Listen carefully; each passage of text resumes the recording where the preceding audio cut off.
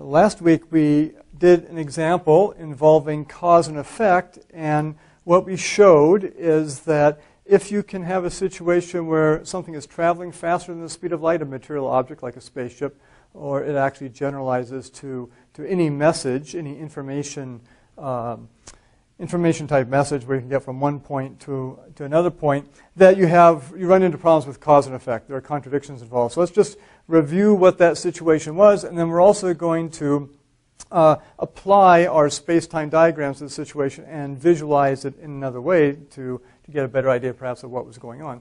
So remember that the situation we set up was that we had the bad guys and the good guys, and they signed a treaty at the bad guys' planet in year 0, at which point the good guys took off in their ship at 0.6 times the speed of light. And remember, of course, they're traveling along the x-axis. This is their world line on the space-time diagram of the bad guys' frame of reference, the frame of reference of the bad guys' planet. So it's xbg here and tbg for the bad guys. In the intervening years, the 4 years between when the treaty was signed and the good guys took off, the bad guys invented a faster-than-light spaceship.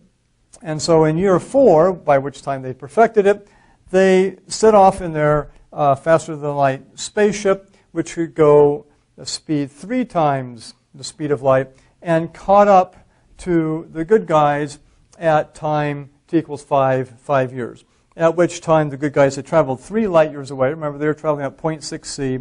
So what that enables them to do within 5 years, 5 times 0.6 c, gives you the 3 light years.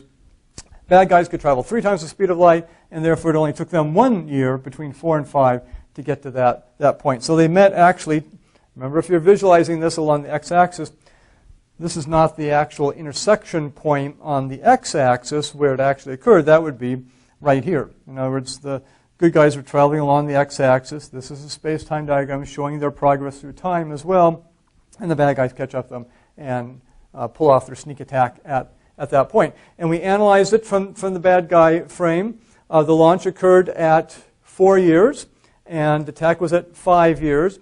And then we analyzed it from the good guy's frame of reference using the Lorentz transformation and discovered that the attack occurred at 4 years in their frame of reference, but the launch occurred at 5 years. In other words, the attack occurred even before the super spaceship had been launched, and therefore clearly a violation of cause and effect. You can't have an attack if the spaceship hasn't maybe even been invented yet and certainly hasn't been launched at that point. And therefore the conclusion is that faster-than-light travel is impossible because we've never seen in all our observations a violation of cause and effect. Now that doesn't mean perhaps in some case in the future we may discover something like this, there's a violation, but everything we know, all the experiments we do, says there's no violation like this of cause and effect. Again, some of you may be thinking of things like in quantum physics, which get a little strange, but even in quantum physics, the special theory of relativity has been shown to hold in situations like this, where you can't travel faster than light.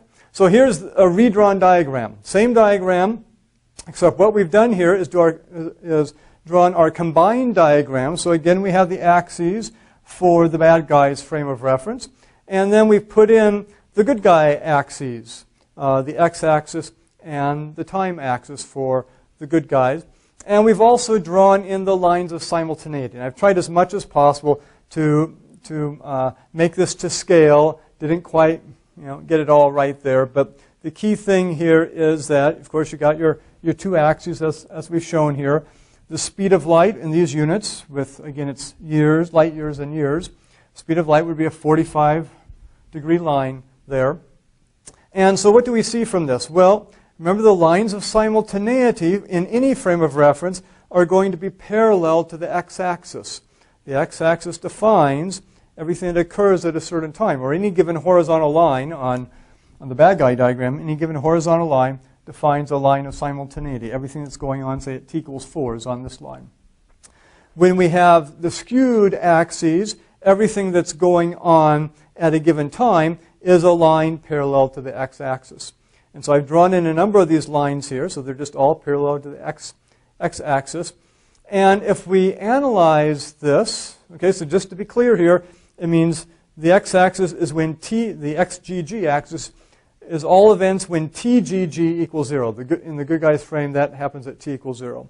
And note, that's when they set off from the planet. We define that as our origin point. So that's at 0. Then here is a little while later, this line, and then a little while after that is this line, and so on and so forth. And that tracks their measurement of time as they move along.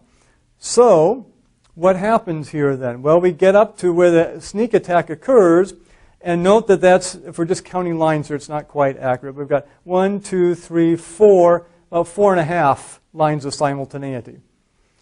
Technically, if I draw the lines exactly as they should be, we'd be getting the answer 4 here. It'd be at 4 years, but these lines are not drawn exactly to 1 year per line. A little bit less than 1 year per line there. But clearly it's 1, 2, 3, 4, and a little bit more is where the sneak attack occurs. But look where the launch occurs. It's 1, 2, 3, 4, 5, and almost 6 there. So clearly from the diagram, without even doing any calculations, as long as we get our axes drawn correctly, we can see that in the good guys frame of reference, the launch occurs after the attack. And in fact, in a sense, the good guys would see the attack occurring here, assuming they're still around. Somebody observing, maybe if the good guys had 2 ships and one ship got attacked, the other ship would see actually the bad guys' ship instead of go from the launch point here to the attack position, it would go from the attack point, position there, and travel backwards to the launch point, and then presumably see it get disassembled and all that. So it almost, in a sense, would be like time running backwards for the good guys' frame of reference. And of course, again, we just don't see things like that happening in real life. Time flows in one direction. And so we can't have a situation where time flows in the positive direction in one frame of reference and the negative direction in another frame of reference and make it consistent with physical reality as we know it. Okay, so that's a nice example of how we can use space-time diagrams when we get both things on here to see what's going on with the situation. Now, one other point here I want to make, I'm going to try to draw in the 45-degree line here for a world line of a light beam, say. So, I'm just going to eyeball this, but actually we can do a little bit better. We'll do 4 here, and that's about right there, roughly speaking. It might be off a little bit there, but something like this. So, okay, so there is blue light there. So this is the world line of a light beam traveling along. It should bisect these 2 axes. They got it off slightly, but it bisects the 2 axes here, bisects any of the axes we draw. And from this we can note that if you have a line whose slope is less than the speed of light, world line, in which we've talked about before, that means this is a velocity greater than the speed of light, and that's where you can get this crossing of lines of simultaneity. Note that at the speed of light, it does not cross lines of simultaneity in the backwards direction like this one does. As soon as you get something bending down so that it's greater than the speed of light, then you can get this crossing of the lines of simultaneity in a reverse direction, in a backwards direction. And this is just a graphical way of saying this thing we've said several times now, is that you can't go faster than the speed of light. And so that is an example then of this cause and effect relationship that we need to keep consistent. And we'll actually, this week, as we look at several different paradoxes, we'll come back to, in certain cases, using our space-time diagrams to visualize what's going on, as well as do the Lorentz transformation analysis that we've done before.